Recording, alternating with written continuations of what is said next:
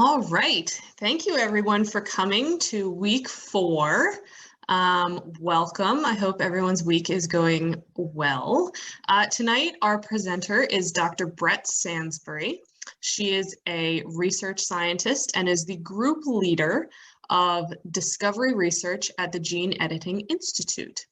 As a doctoral student at the University of Delaware, she developed a novel in vitro system for studying gene editing in a test tube and defining the mechanisms of CRISPR-directed genome engineering in a cell-free environment, which I'm sure we will all understand after this evening's chat. Dr. Brett received her Ph.D. in the spring of 2020, so she is brand new doctor and brand new to MiniMed school, and we're super excited to have her here with us. I will say that once again this week we're going to hold all questions until the end, so you can put your questions in the chat and we will get to them once Dr. Sansbury has done her presentation. Again, her presentation and both in PDF form and on YouTube will be available once we finish putting them online, so after tonight. And at about 8:45 this evening, you'll receive an email with the link to the survey, which you have to fill out in order to get credit for coming to tonight's session.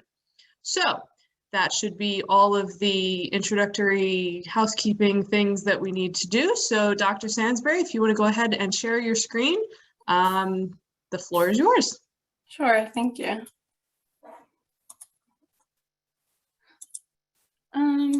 Is it sharing? Sometimes it gives me a bit of an issue. I think it should be. I can see it. Okay. Perfect. Great. So thank you everyone for coming to listen to my talk. I'm going to be talking a little bit about the gene editing revolution. So just to give a little bit of background about the Gene Editing Institute, we have 3 main branches, I guess we can call them, at the ChristianaCare Gene Editing Institute. As was mentioned, I lead the discovery research group, but we also have education and outreach and translational research. As many of you are aware now that you're here, gene editing and CRISPR itself has really become a big powerhouse of scientific discoveries recently, but it has captured the attention not only of scientists like myself, but also very mainstream publications. Here I have just a visual representation of some of the covers of scientific journals and magazines that CRISPR has made the cover of. Now, many of us in the scientific community read things like Scientific American, Science, and Cell daily, but there's additional publications like National Geographic, Newsweek, Time. These things have also began to talk about CRISPR in gene editing. Interestingly, just a fun tidbit, CRISPR also was the center stage for a movie called Rampage that was released a few years ago. The Rock starred in it. I have not actually yet seen it, but apparently CRISPR was used to gene edit monkey and a gorilla and a lot of crazy stuff. Not very realistic, but talking about gene editing and CRISPR in the mainstream media, this was definitely something that was fun for us at the Gene Editing Institute to see, especially when our families started asking us strange questions about gene editing. But on a more realistic note, last year, Jennifer Doudna and Emmanuel Charpentier shared the Nobel Prize in Chemistry for their development of a method for gene editing. And this was really heartwarming for us in the Gene Editing Institute and everyone studying gene editing. But additionally, that this is the first time that a pair of female scientists have shared the Nobel Prize by themselves. So like standing on their own with no one else, no other man or other contributors. And this was really fantastic. And just that it happened for gene editing and for CRISPR itself is really heartwarming. And since that, CRISPR has really become even more popular, not only in the scientific arena, but mainstream. So let's talk a little bit about what gene editing is. So basically, you can think of gene editing more or less like you would think of a word processor. Your word programs that you cut, paste, and change text in. So I get Now, credit for it. I'm sorry? Nope, sorry. I'm gonna just make sure that everybody's muted so that you're not interrupted. Go ahead. Sorry. So much like you would in your Word documents, cut, paste, and change words, gene editing can be thought of in the same way, where cutting a word out would be deleting or taking out a segment of a gene. Pasting or inserting a word can be thought of as inserting a new section of a gene, and changing could be thought of in terms of replacing or knocking in a new gene. Now, in these examples over on the right, you'll see just a few fun images of what this could mean. So in gene editing, when we cut out or delete a gene, let's say, for example, the leptin gene, which basically controls your appetite. You can see that the mouse over on the right has a bigger appetite than the mouse over on the left when the cessation of hunger is not suppressed. Pasting can be thought of, again, as inserting a gene. And in the second picture down, you can see the GFP gene, the green fluorescent protein gene, was actually inserted into mice. And you can see half of the litter there is fluorescing green. And when replacing a gene at the bottom right, you can see that in this particular mouse, another GFP gene was replaced for a section in the eye, a gene that would code for that. And now he has some supervillain looking eyes.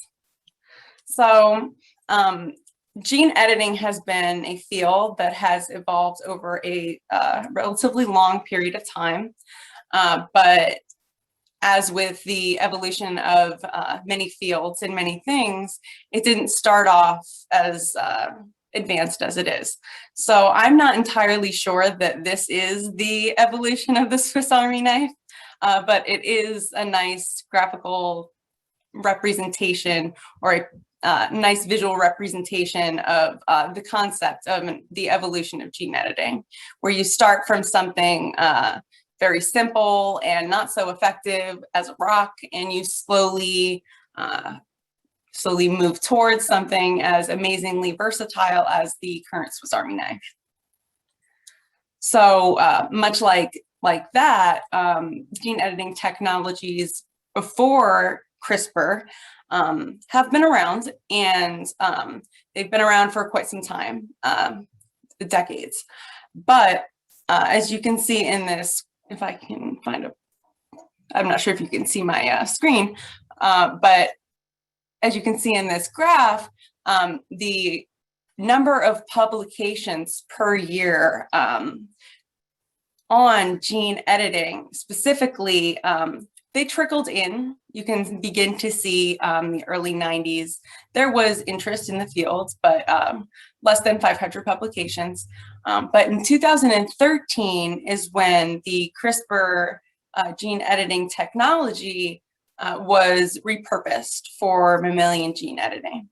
And since then, you can see just a staggering boom in the number of publications and overall applications of gene editing. And it is because of CRISPR-Cas9 that the gene editing field has really exploded. Because prior to 2013, there were additional gene editing tools, as you can see on the left-hand side, up at the top, zinc finger nucleases, and in the middle, TALENs were the pre-CRISPR gene editing tools. And these tools, while effective for gene editing, were nowhere near as precise or as simple as CRISPR. And they weren't very versatile either. Excuse me. So what do I mean by this? So the reason that gene editing has really exploded is because of the simplicity of design, building, and speed scalability of CRISPR-Cas9. Now, with the older versions of gene editing tools like zinc finger nucleases and TALENs, it was possible to achieve gene editing, but for example, zinc finger nucleases, designing them was extremely difficult. Building them was even harder. It would have needed a dedicated scientist who was, a trained professional at a very specific type of science. And it took months. It could take up to 4, 5+ months to do that. And the scalability, including the design, building, and speed, very difficult. And that is for a single gene editing approach. So just to try to design one gene editing tool for one purpose. Now, after zinc finger nucleases, TALENs was introduced. Now, TALENs was able to be scaled. It significantly decreased the speed it took to actually construct this gene editing tool to about a week. It could take a week. Building it was possible, but not always very easy. And the design was still rather intricate. So there was a little bit of advance in applications for gene editing with the introduction of TALENs.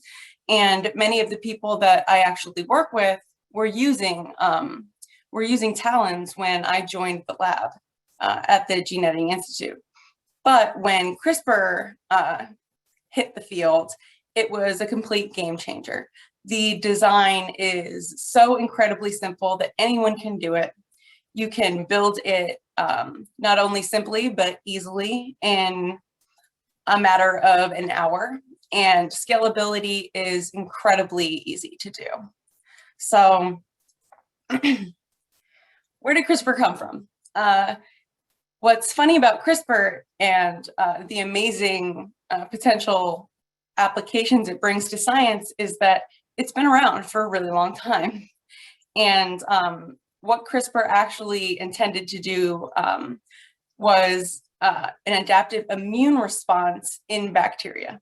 So when bacteria were infected with a virus, the viral DNA would be chopped up and inserted into the bacterial genome. The bacteria would then take this information and create CRISPR components. And that would be a specific protein that would cut DNA and a guiding RNA that would allow this protein to find the sequence of interest and cut it again. So if a bacteria was reinfected with the same virus, the bacteria could defend itself and destroy the infecting DNA. And that very simple, basic immune response in bacteria is what was repurposed for gene editing in mammalian cells.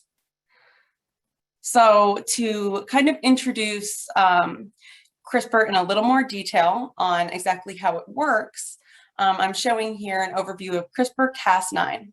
Now, the Cas9 endonuclease is the most popular CRISPR endonuclease in both the scientific and mainstream. So a lot of the times you will hear gene editing CRISPR-Cas9 as just one phrase, but there are very many Cas nucleases that are currently being used for CRISPR gene editing. But Cas9 remains the most popular, and it was the first. So what I'm showing here is a visual representation of what the CRISPR-Cas9 looks like and what it does. So the CRISPR-Cas9 complex itself is made up of a protein, which you will see here in the tan color, and complexed with a guiding RNA. So this is a piece of RNA that actually contains a section called the seed sequence that is user defined. So a person designs this sequence to match somewhere along the genomic DNA that they wish to target. So if they want to cut the DNA at a certain certain spot along the genome, they would design a very specific seed sequence to guide that, that Cas protein there. And once the Cas protein finds its place along the genome, it then creates a double-stranded break on the top and bottom strands of DNA. Now, I have hopefully this is moving. I have a three-dimensional rendering of what a CRISPR-Cas9 complex would look like, with the protein, this blue translucent blob, and the guiding RNA shown inside it, twined and twisted, but you'll see a space that pops out with some little barbs there, and that would represent the nucleotides inside the seed sequence that would find its match within the genomic DNA and allow the CRISPR protein to make a break. So a second Cas protein that is gaining popularity, and that I find that within my group at the Gene Editing Institute has really been our main focus. Cas9 takes quite a back seat to Cas12a in our opinions, but Cas12a is an endonuclease just like Cas9, but in this case, the protein actually doesn't make a blunt double-stranded break with the top and the bottom, but instead creates a staggered 5-base 5' overhang, which ends up looking something like a Tetris piece. And this actually brings a lot of very interesting mechanistic aspects for people like me to study, because that open DNA then allows for a lot of DNA repair activity in proteins to actually be attracted like a magnet to that site. So how does Cas12a differ from Cas9 besides that? There are a few, and every Cas protein that's used for gene editing has a few very specific differences that allow scientists to really expand the gene editing toolbox. Each CRISPR-Cas complex needs a very specific PAM sequence to be active.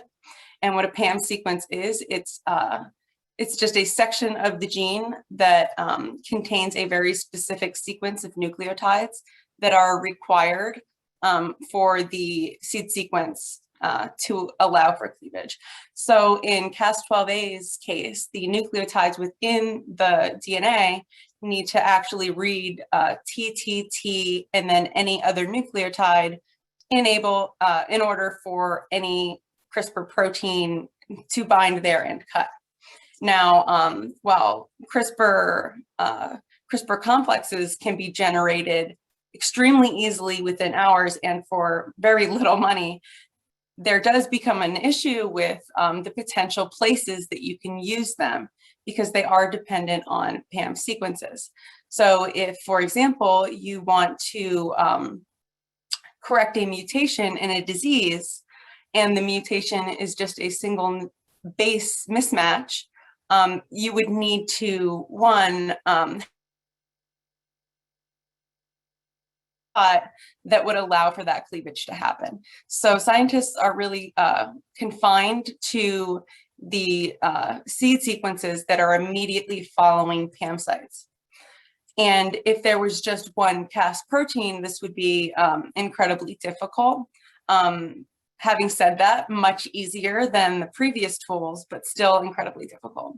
So scientists have worked really since the very, very start of the introduction of CRISPR to expand the number of Cas proteins, since each additional Cas protein that can be used is an additional expansion of the toolbox. And that's been happening continuously. And over on the left, you'll see just a few CRISPR-Cas proteins that are very frequently used in research currently. At the top, you'll see Cas9 and Cas12a that I've just talked a little bit about. But underneath, you'll see a third protein, Cas13. Cas13 is interesting in itself, as it actually targets RNA instead of DNA. So it has a very specific set of applications that the DNA targeting Cas proteins don't have, expanding the CRISPR applications even further.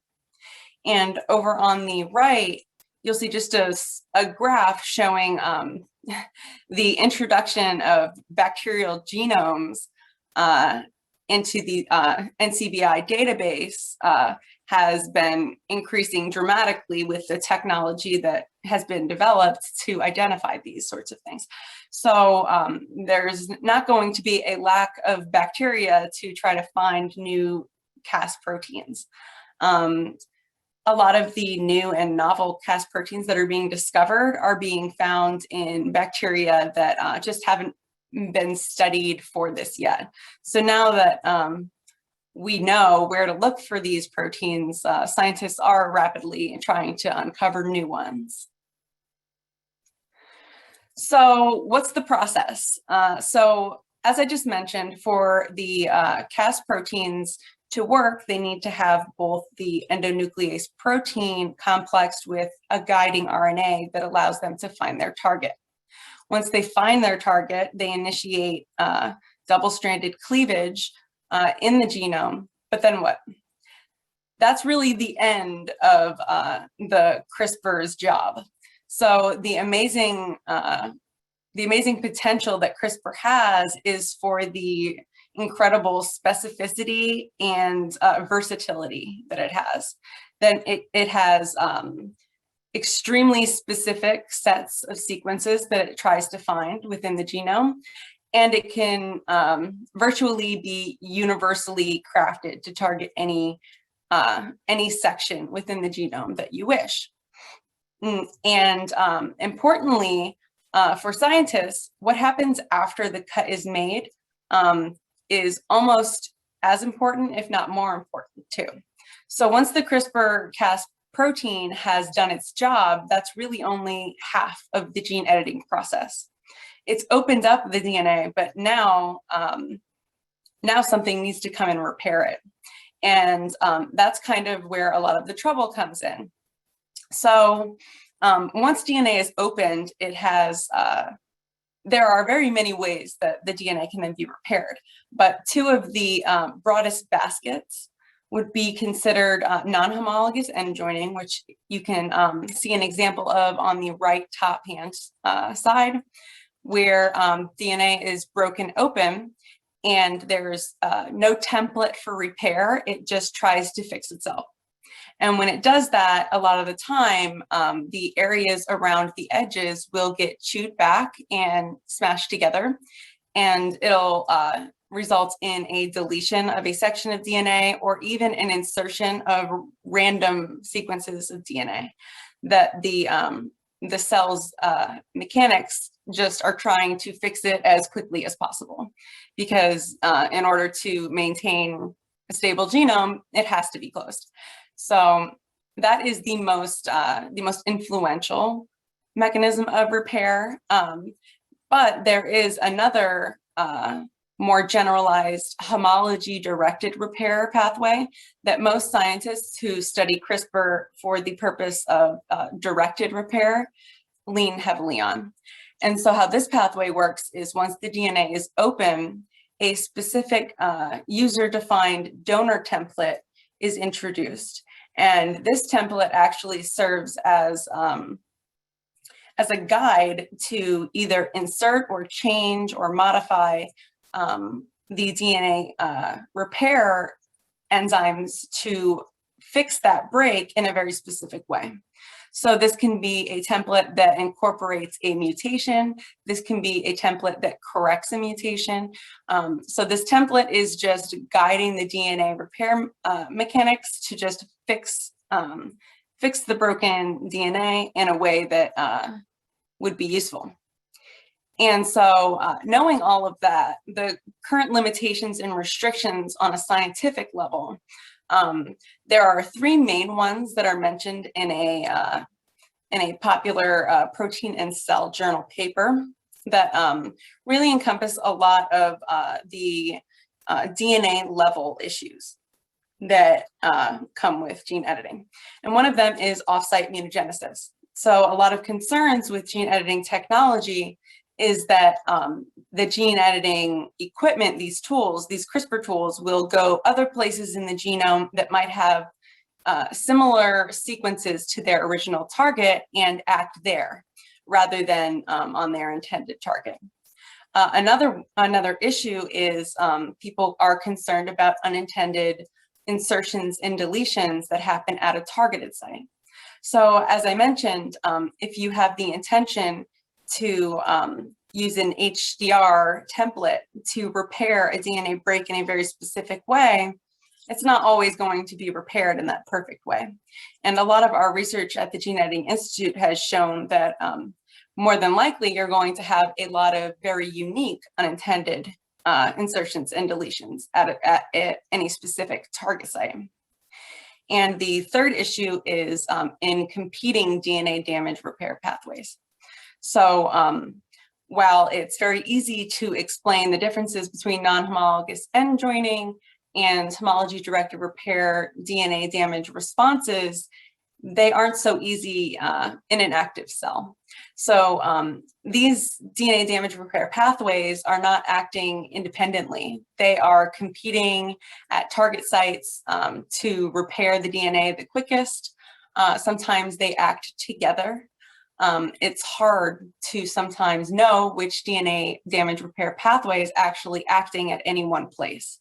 So it's messier than it seems, and trying to get the more precise homology-directed repair to repair more often or more efficiently than the non-homologous end joining, more imprecise repair is, it's a tricky balance to make. So knowing that bit of background, there are a lot of very interesting opportunities for CRISPR outside of the interesting discovery on benchtop research. And that's clinically relevant drugs, biofuels in industry, a lot of agricultural applications like disease-resistant crops. And additionally, there are challenges, not only with its safety, as I just mentioned, with the limitations and the extra precautions that need to be addressed, but also ethical concerns, things that are harder to really pin down and answer, and regulatory issues. Where do we draw our lines? And these are really important questions that it kind of seems like the actual applications of CRISPR and gene editing brought along by CRISPR have really outpaced the regulation of it for, it's kind of like building a plane while trying to fly it. It's really exploded the gene editing field, but while we do that, we're running alongside trying to also define where the ethical boundaries are and how to regulate it for human use especially. So not only does CRISPR get a lot of attention for the great applications and discoveries it makes, but also it has a lot of time in the spotlight for things that might worry people, scare people, concern people. Things like, you know, editing your baby, designer babies, or how far should CRISPR go, or to use it or not to use it. And these are all very reasonable and good questions to ask. We as scientists need to ask these questions constantly. And it's really hard to try to convey the efficacy or the efficiency of gene editing in the terms of the lab, when at the end of the day, it's going to, in many ways, be applied to people. Because in the lab, you can have mistakes and learn a lot of really great things from them. But for it to move into a clinical setting, there has to be a lot more in terms of research, and it has to be solid. You have to have conversations that are sometimes uncomfortable. And speaking of that, many of you may have heard about the Chinese scientist who actually claimed that he performed the world's first gene editing in babies, CRISPR gene editing in babies. This was several years ago, I think 2018. And while a lot of this story remains cloudy, it really dropped a bomb on the gene editing and scientific community in general, in addition to a lot of the mainstream public who was really taken aback by this. And many popular and well-known scientists in the field were horrified by this. You know, they put out very strong statements against it because, as I was mentioning, there are real conversations that need to happen, but none of that did. And this was shocking not only to us in the scientific community, but again, like I said, the public. And it really sets the science and the applications back when things like this happened. And even the Chinese government said that this was shocking and unacceptable. And the end results weren't going to be known. And there were a lot of ethical concerns raised, and it was just very shocking to a lot of people. And it's stories like that that may put a damper on the potential applications that are actually emerging. Because while the effects of CRISPR and the potential applications can range to very unnerving places like editing embryos or editing germlines, there are, on the other side of the coin, a lot of really fantastic things happening. And if regulated properly, this tool can affect not only the clinical aspects of science, but a lot of aspects of other industries, agricultural. It expands dramatically. For example, in drug developments, human disease modeling through animal models, and even gene drives, which in and itself is a pretty controversial subject, but basically the idea behind that was to use CRISPR to basically eliminate malaria. And so these are really huge potential ideas, but they need to be managed properly.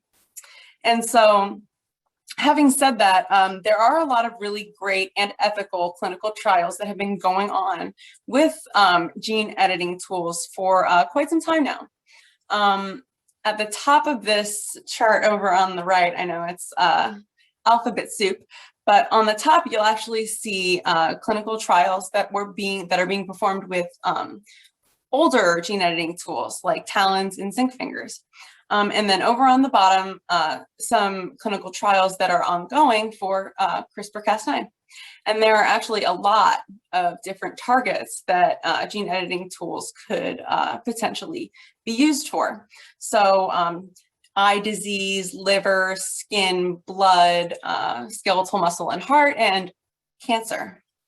So this is a more recent CRISPR-only clinical trials list of upcoming and pending clinical trials for the use of CRISPR.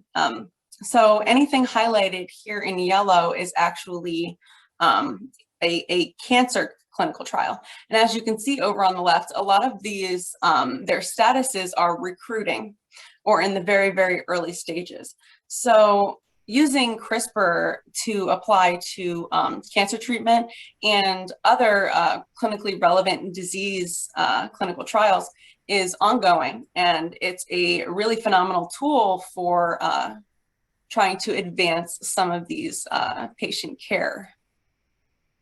And so what's the efficacy, or the how do these clinical trials go about?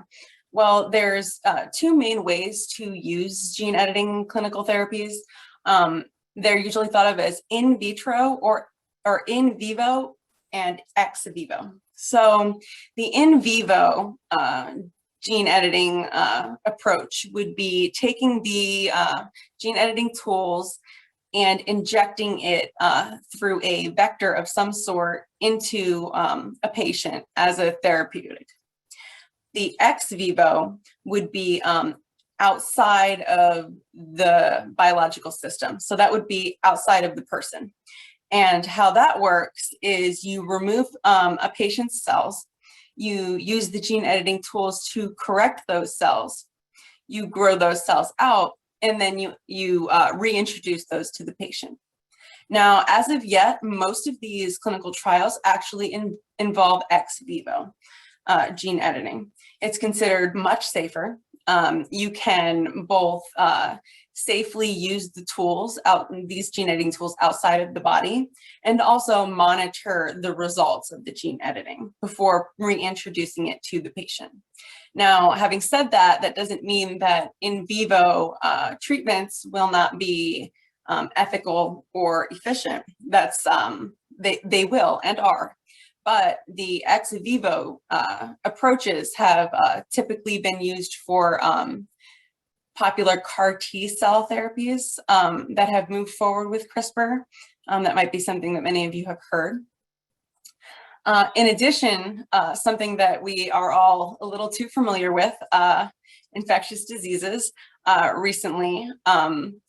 These CRISPR-Cas approaches can also be used for infectious diseases like bacteria, virus, parasites, and fungi.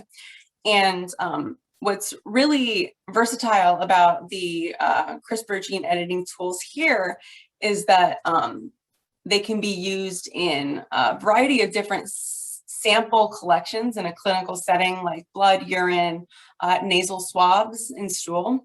And within a matter of hours, you can use these Cas proteins to diagnose diseases. You can do viral or bacterial genotyping, cancer screenings, and things like that in a very short period of time and very inexpensively. And the upside to using CRISPR diagnostics like this is that it's extremely fast and easy to interpret. The price is very low. It's usable anywhere. So a lot of this CRISPR gene editing can be done on the go, more or less. You don't need any very technical lab equipment or very large, expensive instruments. It's very simple and easy. And it's very versatile. Like I mentioned earlier, choosing a DNA sequence to target can really span across viruses, bacteria, parasites, and all of their individual genomes. It's really all about defining that 20 or 21 base pair sequence that you intend to target, and that can be in any of these genomes. And since the COVID-19 pandemic had begun, Mammoth Biosciences, which is actually Jennifer Doudna's little creation or big creation, actually began by taking on the task of using CRISPR for COVID-19 detection. And when this began, it was in the very early stages of the pandemic, where the current approaches to testing were basically only the PCR, the World Health Organization's PCR gold standard. And we were running into a lot of issues here in the US and all across the globe with demand for supplies and efficiency and false positives. And there was just a lot of concern and question that we needed more options. And so both Jennifer Doudna's group at Mammoth Biosciences and also Feng Zhang, who is also a big name for CRISPR at MIT, both worked to develop their own CRISPR-based COVID-19 detection platforms. And the Mammoth Biosciences was termed Detector, and the Sherlock approach was from MIT. And both of these approaches in relation to the time it takes for the gold standard PCR testing were dramatically lower. But more importantly, they were much simpler with less need for any very specific thermocycler equipment or very much detailed training on these types of machines.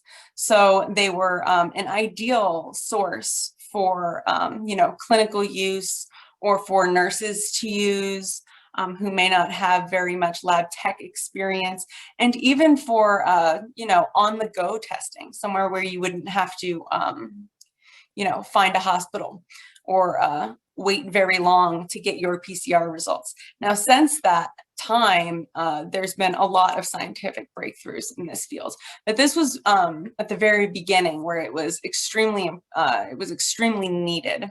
And the really great thing about these were their point of care approach.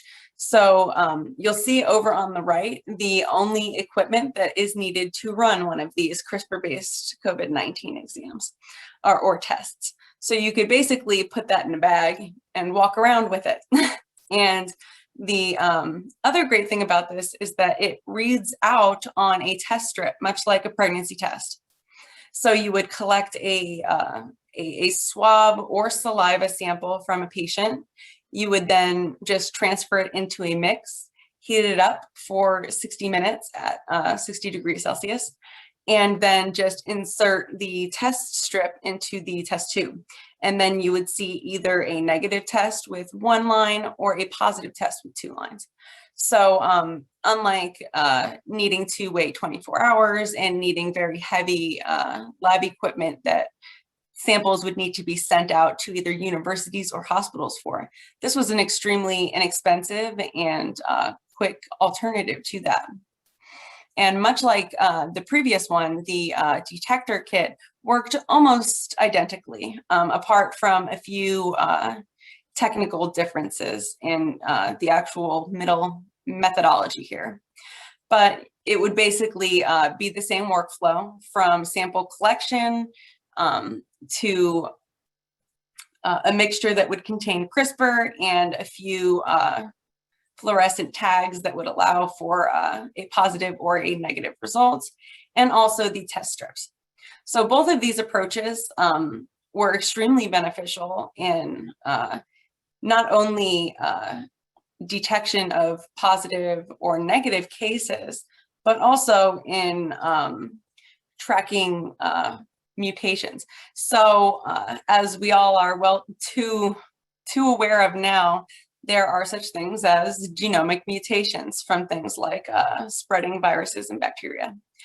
And here is a representation of, this is a bit outdated now. I made this several months ago, but this is just a representation of the sequenced COVID-19 genomes that were available on the web. And it really shows you, it's a bit complicated even for me, but it is basically just a map of tracking different mutations from their origins to where they go and where they are most prevalent. And over on the left, you'll see just a bunch of little dots. And each of these dots represents a single genome that was sequenced. And over on the right, you'll just see profiles of these dots. So anytime you were to hover over a specific dot, you would get a specific genome mutation profile. As in the top left here, no mutations. And then on the right, you will see there are no mutations, but on the bottom, you see 2 separate mutation profiles. So using these specific CRISPR COVID-19 diagnostic tests, you can actually design very specific guiding sequences to cut very specific mutations too. And it's very easy to swap those out. So the applications for that are really rather extensive. And additionally, diseases like sickle cell disease are a really great target and an opportunity for gene editing, because in sickle cell disease, the actual mutation that causes this devastating disease is actually caused by just a single nucleotide base mutation in the genome. So over on the left, you'll see a a regular wild type beta globin genome, and the gene sequence reads at this section in red, GAG, and that would produce normal red blood cells. And over on the right, you'll see a sickle cell beta globin gene. And the only difference between the wild type normal gene and this mutated gene is within this red box. Instead of reading GAG, it reads GTG. And that one mutation in that one small section of the chromosome, in one single chromosome, causes the devastating disease. And while it's such a small thing, one single base mutation, it causes a lifetime of horrible experiences and required medical treatments. And so this one single base is always thought of as a really, really great opportunity for gene editing tools, because something so small but so specific is something that CRISPR could be used as an application for. And a lot of these gene therapy approaches have really tried to cater to this, because it is such a devastating disease that disproportionately affects a very vulnerable population. And gene editing seems like it could be tailored very nicely to it. So there have been a lot of work, including with our lab, into using CRISPR and gene editing as an approach to correct this mutation. And as I mentioned, not just with sickle cell disease, but with a lot of the new emerging medical technologies and discoveries, there's always a possibility for inequalities in who gets these treatments. We can find amazing potential treatments or cures even for diseases using these new flashy, upcoming technologies, but will they really trickle down to the people that need them the most? And the answer is, unfortunately, no, not always. And so there's a lot that needs to be done, both within the scientific realm and outside of it, to understand these disparities and address them for things like orphan diseases that are rare diseases, or for diseases like sickle cell disease that disproportionately affect African American populations, and populations that typically wouldn't get this type of treatment, even if it was available. So at the Gene Editing Institute, we are actually in the midst of developing Gene Editing 360. It's actually an inclusive kind of 6-session overview of all sorts of things, including sickle cell disease background, the background of CRISPR-directed gene editing for this disease and its applications in general. We're actually going to be giving a lab demonstration of how to actually use this in the lab, how to gain trust in the communities for these emerging technologies, speak a bit about ethical regulations in the gene editing field, and a lot of our scientists at GEI are going to talk about their journey to get where they are, because there's a lot of diversity in our lab, and we all have a very different journey. And since gene editing is an emerging field, things like this need to be more accessible to the public, because when only the scientists understand the science, nobody will ever gain trust with the community for something that's as controversial and amazing a tool as CRISPR. So lastly, to wrap up, a lot of my work as a Ph.D. student was in vitro, developing this in vitro gene editing system. And this basically just allowed me to take these CRISPR proteins and complex them outside of a cell or a living organism in a test tube, and recreate an environment where gene editing could happen and that it could be analyzed. You could change the Cas proteins that you used or the donor templates that you used, and then define the effects that would have on the gene editing gene editing reaction outcome in general. And this work actually led to a lot of really interesting models to be made.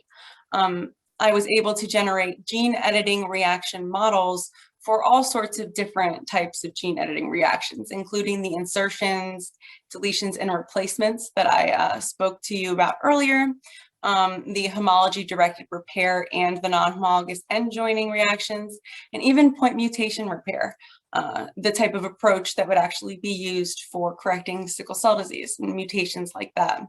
And using this in vitro system, we were really able to play around with the components to try to understand not only how CRISPR works better, but more efficient ways to use it and different tools that could help boost that efficiency. I was really fortunate to find a lot of discoveries using this system. And not only our lab, but other labs are all moving forward to better define CRISPR, both as a tool and as an application. So a lot of work is continuing to be done, but the number of potential applications and diseases that it might be applicable to is just, it's unparalleled by any other technology that has come in our time. So the work will never stop there.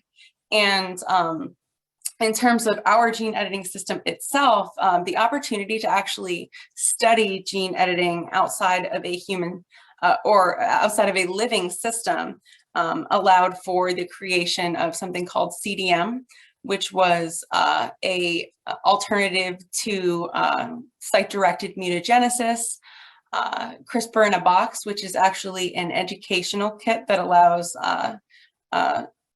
both college, undergrad, and perhaps even younger to understand gene editing and actually in their labs go through a gene editing reaction. Because teaching this type of reaction and teaching the fundamentals of gene editing is really the only way we're going to continue to advance not only this field, but all scientific fields in the right direction with the next populations. And we were actually the first in the nation to create a gene editing curriculum for community college students. Expanding the knowledge of gene editing is incredibly important for us at the Gene Editing Institute, but it's the focus of a lot of gene editing laboratories. We want to make sure that the right message is sent out about gene editing and about all of the work that's being done in it, because it is a very controversial topic and it can beg a lot of very prickly questions, but I think it's extremely important, not only for scientists, but for the general population too. This is my last slide, and it's just a picture of the Gene Editing Institute back in 2019. Interestingly, this was before COVID-19, but we all just happened to be standing socially distanced apart. So that's fun now looking back on, but that's all I have. I can take any questions. All right, we have some questions in the chat. You want to take a drink before we get into them? Yes, thank you. All right, first question. So CAS proteins are only bacterial in nature. Can they be synthesized in the lab? Those two questions. So that's a great question. Typically, so natural Cas proteins are generally bacteria or archaea, but the synthesized Cas proteins are, I guess you would generally think of them as mutated. So some labs have actually used these naturally occurring Cas proteins and actually changed them to alter their features. For example, to alter their conditions for attaching somewhere along the genome. If they needed a very specific PAM site, they could actually change the requirements of it. I have not yet seen any completely synthesized Cas proteins that are unique in that matter, but there are a lot of I would say, engineered Cas proteins that have been designed to reflect a user's need rather than the naturally occurring defense that it would have served in a bacteria. Okay. What organisms are being used to study CRISPR? It sounds like there are a lot of unintended results. So a lot of organisms have served as models. A lot of it is cell culture. So at the bench level, or mouse models at the, I guess we can call it in vivo level for these types of research. There are unintended mutations that are involved at the cut site, certainly, but it's not always as efficient as you're thinking. There are a lot of barriers to CRISPR that aren't immediately evident, such as delivery, that wouldn't let the CRISPR just go in and cut, all DNA within a genome. But certainly on-site mutagenesis is a concern of not only our lab, but everyone who uses CRISPR. Now, having said that, there are silent mutations, and there are mutations that would, affect the generation of a functional protein. I would say that most of mutations that would come would be silent, but still a huge focus of our lab and other labs is defining the precision of gene editing and, importantly, the DNA repair, because unintentional mutations could have devastating effects. That's certainly very true. Okay, next question. One of your slides mentioned databases of archaeal as well as bacterial genomes. Does your lab work with archaea as well as bacteria? If so, what are the pros and cons and differences in application? Our lab actually has only worked with the bacterial. There are many more bacterial than archaea originating Cas proteins that I'm aware of.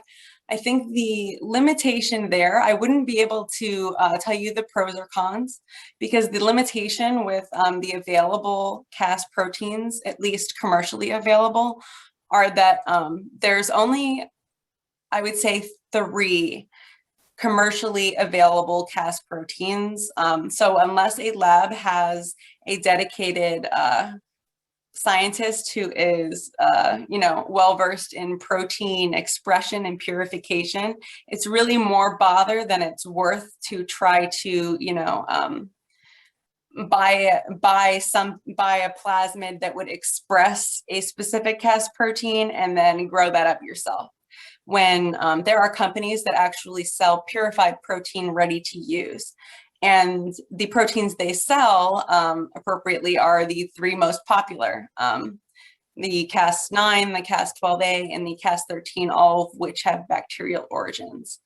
And they're probably most popular because they're the only commercially available. So that's a good reason to be popular. Yeah. What was the outcome of the esophageal cancer trial? I do not know that off the top of my head. That would probably be something that our translational oncology group would follow along more closely. I could either get back to whoever that is, or it's probably, they would have put out a general announcement on that. My group is mostly on top of the mechanistic studies of CRISPR, but I could certainly get back to that person. Yeah, if you want to get back to me, we can put anything you find up online. Sure. Okay, cool. Does the Lucira Checkit COVID home test kit use the CRISPR detection technology? I'm not sure. I would have to look more into that. I haven't. What was it? Can you say it again? Lucira Checkit? Lucira, Lucira, Checkit COVID home test. So as far as I know, the only CRISPR-based test that I was immediately aware of was the Mammoth Bioscience at-home test. I do not think that they are there yet in terms of having that commercially available, but I would have to look into that. I'm not entirely sure. Cool. Can you please share thoughts on ethical use of gene editing and related covenants and laws? So, if you're not comfortable with any of these questions, by the way, you don't actually have to answer. Sure. I will briefly say that I am not a bioethicist and working very closely in the field. I have quite a bias to wanting to use these applications, but at the same time, knowing the effect that they can have on the DNA level. I will say that a lot of these ethical issues are not easily answerable by a single person or a single group of people. There's a lot of talk on having, kind of like a summit to discuss this between numerous labs and many, many ethicists, people who, know the right questions to ask about these sorts of things. There are obviously lines that need to be drawn, but what those lines are, I'm not sure. I know them when I see them, but yeah. That's fair. All right, there is a question in the chat. I'm not sure if this falls under your wheelhouse. If it doesn't, it falls under mine, so I can answer it. But we'll give you first crack at it. I heard that people with sickle cell are less likely to get malaria. Do you know why? I believe that's right. They are. The exact reasoning behind that, I am not sure. So the answer is, and I did write it in the chat, it has to do with the life cycle of the malaria bug. There are lots of malaria bugs, there are 4 of them, and they all need to spend a certain period of time in the red blood cell of the human in order to live and survive to reproduce. And so sickle cell decreases the time that the red blood cell is quote unquote alive. So when you have sickle cell, your red blood cells die faster, so you're not able to sustain the malaria bug. So that's. Are you an infectious disease expert? I know a lot about communicable diseases. Let's just put it that way. Also, if you haven't read it yet, there's a book called Survival of the Sickest. Great book. Everybody should read it. Question. One of the people in the audience is a high school teacher, and several of her students are here tonight. How can they learn more about CRISPR in a box? Oh, hi. I'd love to share more about CRISPR in a box because I won't do it right this second, but because it was based on my PhD work and is now an educational tool, it's really exciting. You can actually go onto the Gene Editing Institute website. You could just Google ChristianaCare Gene Editing Institute, and there will be a contact page or a drop down. And you can just send an email there, or you can email me directly with just, you can get my email information and I can facilitate you to the right person that you could talk to, which would be Kristen Pisarczyk, who is the blonde right in the front here. She is our educational coordinator. And we can definitely get you some more information about CRISPR in a box because it is currently on the market, but we have a second version coming out soon that is more friendly to general high school lab settings and equipment that you might have accessible to you. Awesome. I just put your email in the chat. So awesome. Thanks. Expect an email, I guess. All right, now I have to go back to where we were. There it is. All right, at the start of the COVID-19 pandemic, early March, we think, CRISPR was used in a human body to try and cure a particular type of blindness. Does that sound like something you know about, and do you know how it turned out?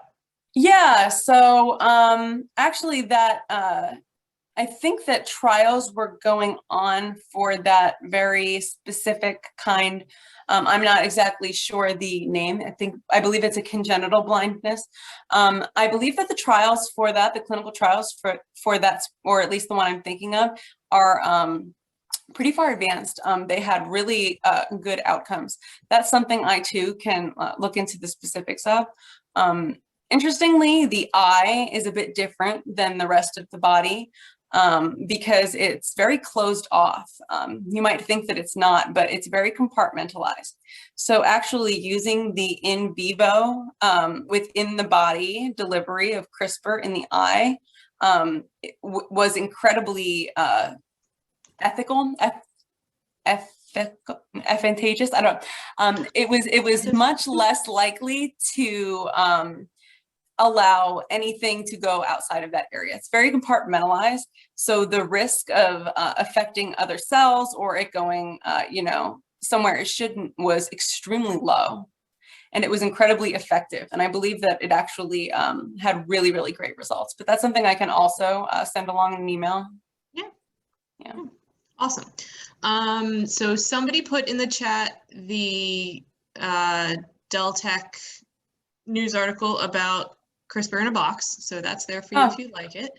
And oh, I did get a message that the Lucira COVID at-home test appears to be a PCR test, not a CRISPR test. So I guess you don't need to look that up. Your email there. Okay, Rhonda, you have your hand up. I'm going to ask, whoop, where did you go? Hang on, I gotta find you again. And then I will ask you to unmute and you can ask your question. Rhonda. Hi, this is a lot of information. It's a lot to take in. But I have to tell you, I worked at Christiana years ago, and this came up in a meeting, and it was something because a lot of people got up and walked out of the meeting. But I heard you say that it's a safety, ethical concerns, and regulatory issues. My question is it a moral issue as well? I mean, this is a very touchy subject. I would say, yeah, absolutely. Moral, ethical, you know, both. It's something that it isn't just something that is applicable to one disease or even, you know, clinics. It's, you know, there's people who are fine with eating GMO fruits and vegetables and foods, and there are others that, you know, won't touch it with a 10-foot pole. So these kind of applications can, you know, evolve outside of the clinic too, to agriculture, you know, livestock, all sorts of things. So I think that moral choices, ethical choices, legislative choices, these are all things that, while I'm not an expert in those, they all are things that are serious. And I think that more discussions need to happen, not only between, you know, the lawyers and the ethicists and the scientists, but the general community too. Because I think what you were getting at was people were walked out of the meeting because, you know, it's shocking if you don't open up and talk about it so openly and have that discussion. It can be shocking. It can be scary, even for us scientists. Who use it every day. The potential applications for it can be startling, which in, you know, one way is, you know, amazing, and in another way is incredibly frightening. So I definitely think that morally too, there are conversations that are ongoing and that need to expand past the scientific community. Yeah, so it is with all new science, yeah. Really, if you think about it. I think at the time he asked everybody to wash their hands, the doctors were like, why am I going to wash my hands between, you know, doing an autopsy and assisting in a birth? That makes no sense. Yeah. Okay, so I don't see any more questions in the chat. I'm going to give it like 30 seconds. And if you don't write anything in 30 seconds, then you're out of luck. Stop sharing.